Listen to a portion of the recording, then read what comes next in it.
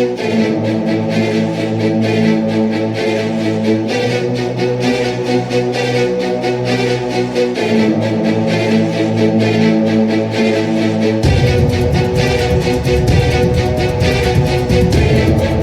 are meeting all milestones as agreed. PAL Indonesia official statement. But behind that confident declaration, questions echo across naval circles. If the milestones are met, why are the ships still not in the water? Defense Observer, Manila. Something doesn't add up. Either the timelines changed or the definition of milestone did.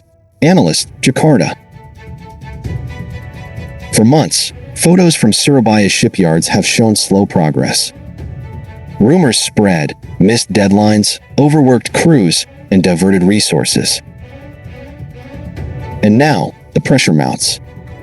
Because these two landing platform dock ships aren't just metal and engines. They represent the Philippines' sea lift power in a time when every day in the West Philippine Sea counts. Are these delays just technical hiccups? Or signs of something deeper inside the regional defense industry? Stay with us. Because in this episode, we're uncovering the truth behind PAL's official statement, the real situation in the shipyard, and what this means for the Philippine Navy's modernization dream. Before we continue our discussion, don't forget to like button, subscribe, and the notification bell button from Pinoy Guard.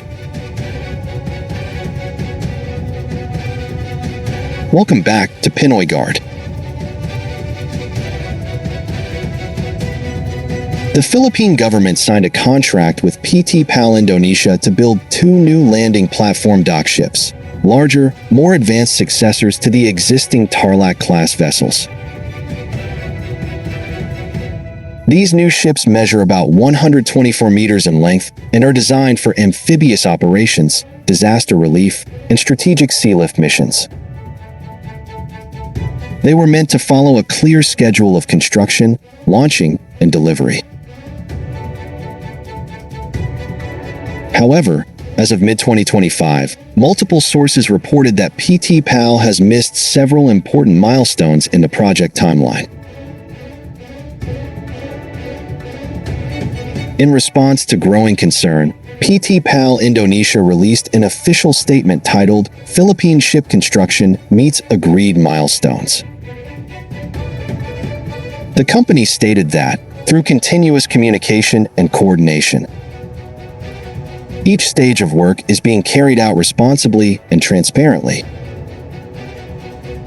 in accordance with the quality standards and specifications agreed upon with the Department of National Defense of the Philippines.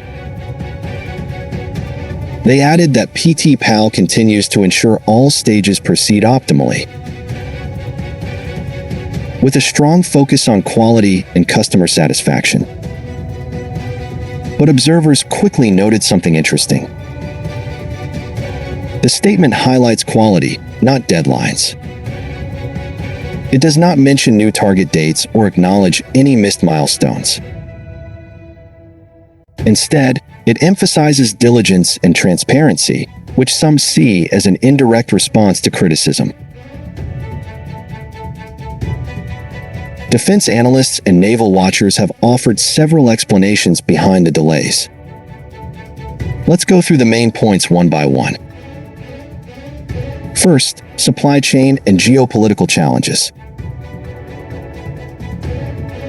PAL cited global supply chain disruptions caused by the war in Eastern Europe and regional trade tensions as one major reason. That explanation is partly valid, but it's also a convenient excuse used by many industries facing delays. Second, missed milestones and internal bottlenecks.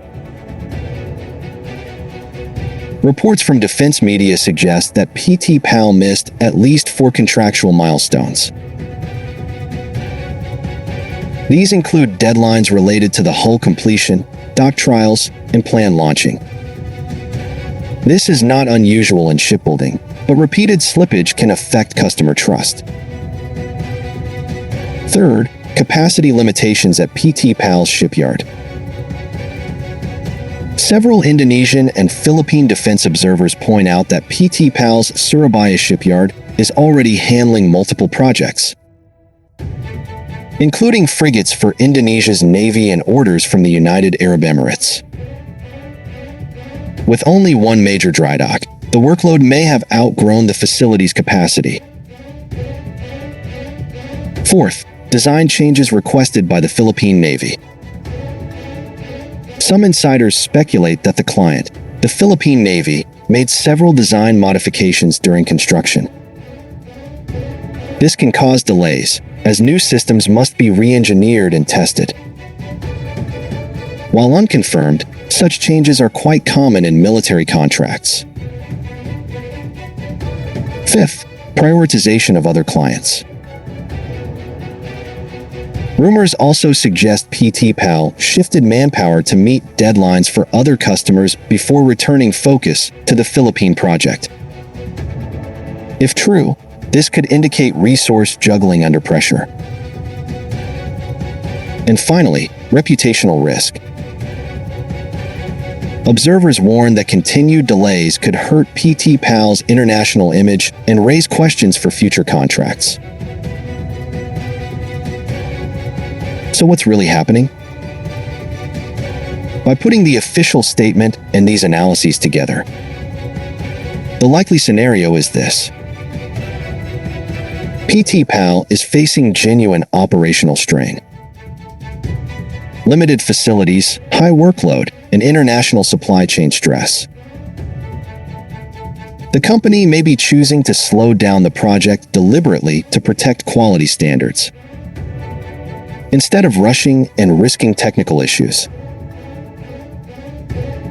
This explains why their public statement focuses on responsibility, transparency, and quality.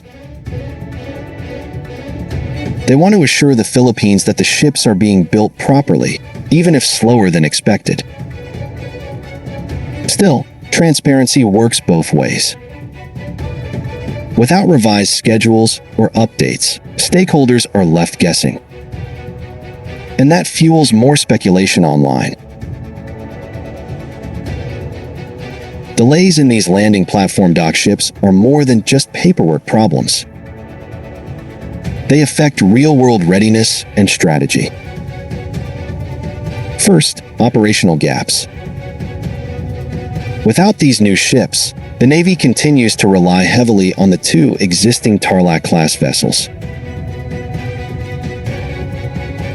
That limits the Philippines' ability to deploy troops, supplies, and humanitarian aid across its vast maritime territory. Second, credibility and accountability. Repeated delays might push the Department of National Defense to demand penalties or re-evaluations of the contract. Future projects might also shift to other shipbuilders in South Korea or Japan if confidence drops. Third, regional cooperation and industry trust. This contract was a symbol of ASEAN defense cooperation between the Philippines and Indonesia. Any friction or disappointment could affect future collaborations in defense production. And finally, a lesson for the Philippines itself.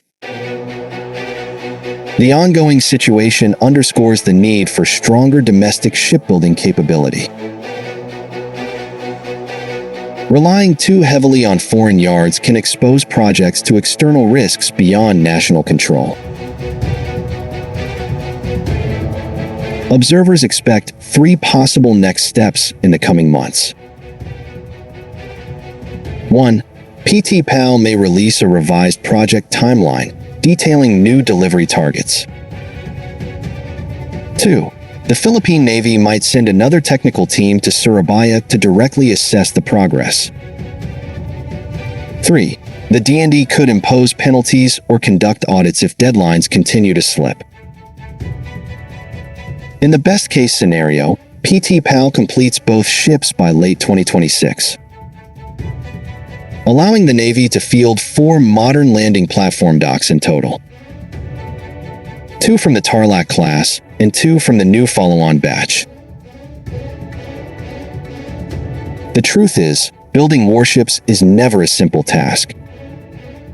Even the most advanced shipyards face setbacks. What matters is how openly and responsibly those challenges are managed.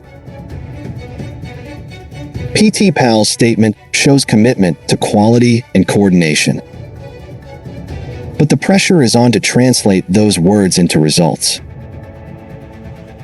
For the Philippine Navy, patience is necessary.